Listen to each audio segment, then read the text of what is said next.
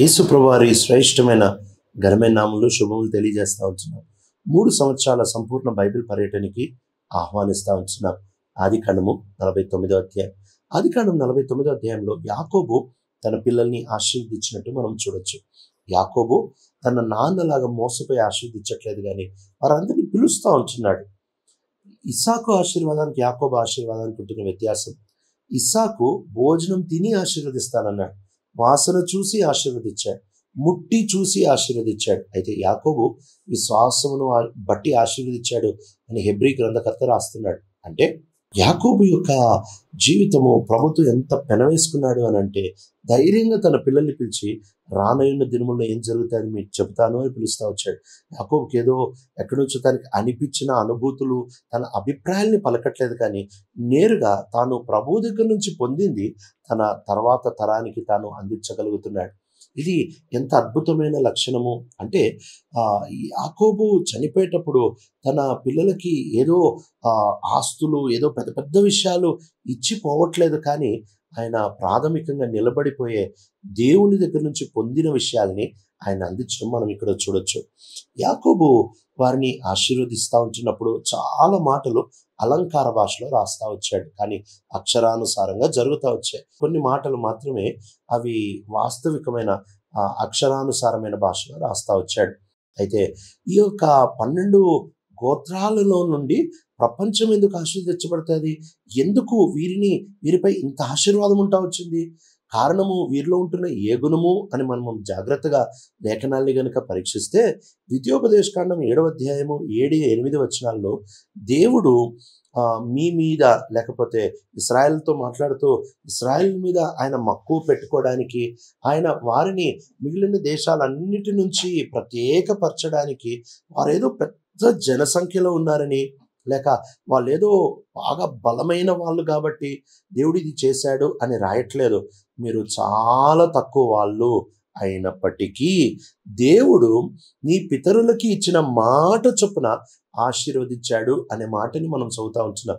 అంటే వారికి ఇచ్చిన మాటని బట్టి ఈయన ప్రభువు వారిని ఆశీర్వదిస్తూ ఉంటున్నాడు. కనుక ప్రభువు మనకి ఆశీర్వాదం ఇచ్చాడు అని అంటే దానికి ఏదో మనలో ఏదో చూసేసి ఇవ్వడం కాదు, కానీ ఆయన ప్రాముఖ్యంగా ఆయన మాట చొప్పున, ఆయన మారని స్వభావం చొప్పున, ఆయన కృప చొప్పున, ఆయన మంచితనం చొప్పున ఆయన ఈ మాటని ఇశ్రాయేలు ప్రజలకు ఇచ్చినట్టు మనం చూడొచ్చు. వారి యొక్క సంఖ్యని బట్టి కాదు, వారి యొక్క గొప్పతనం బట్టి కాదు. అంతేకాకుండా ద్వితీయోపదేశకాండము 9వ అధ్యాయం 4-5 వచనాల్లో కూడా చూసినట్లయితే, మిమ్మల్ని దేవుడు ఇక్కడికి తీసుకొని వచ్చింది మీ నీతిని బట్టి కాదు అని కూడా రాస్తా ఉంటున్నాడు. అటు భౌతికమైన కారణం కూడా కాదు, ఇటు ఆత్మీయమైన కారణం కూడా కాదు, మీ నీతిని బట్టి కాదు అని చెబుతూ ఆ ప్రాంతంలో ఉంటున్న ప్రజల యొక్క దుర్మార్గతను బట్టి వాళ్ళని వెళ్ళగొట్టి దేవుడు మిమ్మల్ని లోపలికి తీసుకొని వస్తూ ఉంటున్నాడు. కాబట్టి వాళ్ళ నీతిని బట్టి వచ్చిన స్వాస్యము కాదు, కానీ మళ్ళీ అదే మాట 5వ వచనంలో ఆయన చెబుతాడు, మీ తండ్రులైన అబ్రహాము, ఇస్సాకు, యాకోబులకి దేవుడు వాగ్దానము చేసింది నెరవేర్చడానికి ఇది చేశాడు. అంటే ఇశ్రాయేలు ప్రజల్ని దేవుడు ఆశీర్వదించడానికి వారి నీతి కారణం కాదు, వారి ఆత్మీయ గుణాలు కారణం కాదు, లేక వారి యొక్క సంఖ్య భౌతికమైన కారణం కూడా కాదు, కానీ వారిపై ఉంచిన ప్రభు యొక్క మారని మాట, ఆయన స్వభావమే ఆశీర్వాదానికి మూలము అనే మాట మనం గుర్తుపెట్టుకోవాలి. దేవుని స్వభావం మన ప్రతి ఆశీర్వాదానికి మూలం. దేవుని యొక్క గుణము మన ఆశీర్వాదానికి మూలమే, కానీ మనమెన్నడూ ఆశీర్వాదానికి మూలం కాదు. ఒకవేళ మనమే ఆశీర్వాదానికి మూలమైతే అది తాత్కాలికమైన ఆశీర్వాదమే. ఈ అధ్యాయంలోనే యాకోబు చాలా స్పష్టంగా యోసేపుతో మాట్లాడుతూ అంటున్నాడు. యోసేపుతో ఆయన మెచ్చుకుంటూ, ఎంత చక్కగా నిలబడ్డావు యోసేపు, నువ్వు ఫలిచ్చడి తీగ అని చెప్పి, నిన్ను విల్లు వాళ్ళు కోపముతో నీ మీద అసూయతో నిన్ను చుట్టుకున్నప్పటికీ నువ్వెంత చక్కగా కదలకుండా ఉంటా వచ్చావు అని చెప్పి 24-25 వచనాల్లో ఈ అధ్యాయం అంతటి రహస్యాన్ని ఇక్కడ చెప్తున్నాడు.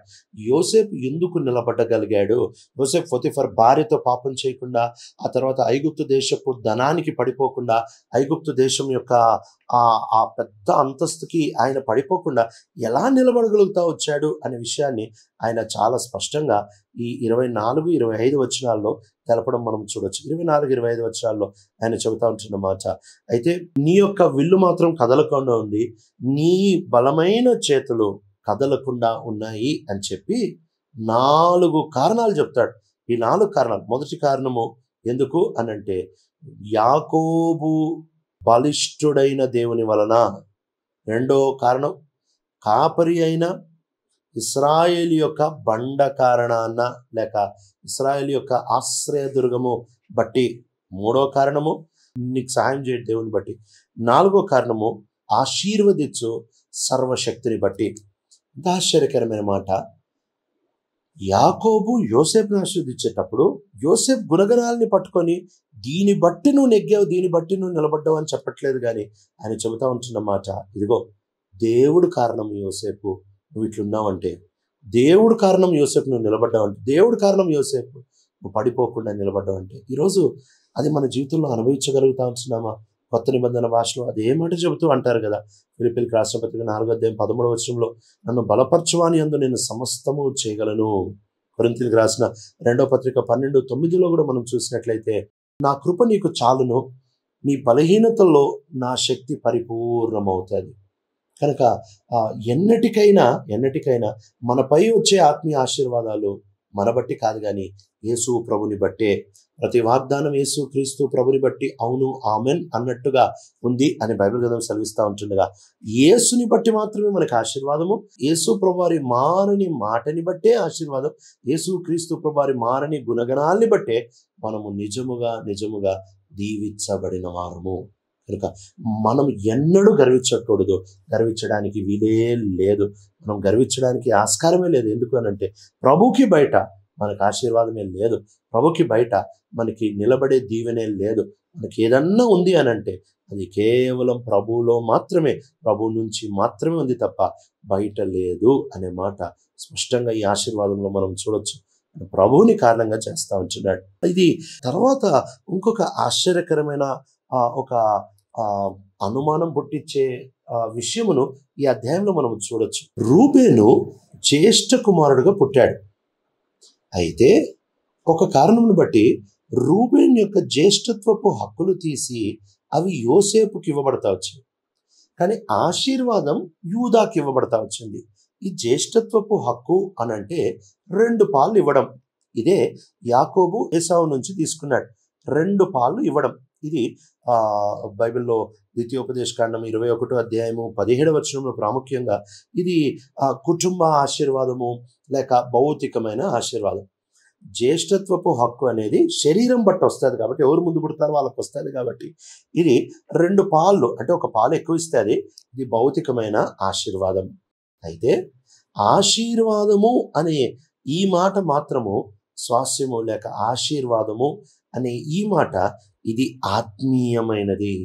ఇది ప్రవచనాత్మకంగా వచ్చేది. ఇది ఈ జ్యేష్ఠత్వపు హక్కు కంటే ఎన్నో రెట్లు మించింది, ఎన్నో రెట్లు శ్రేష్టమైంది. ఈ రెండిటికి వ్యత్యాసము చాలా ప్రాముఖ్యం. భౌతికమైన హక్కులు, ఇది జన్మ హక్కు, జ్యేష్ఠ హక్కు.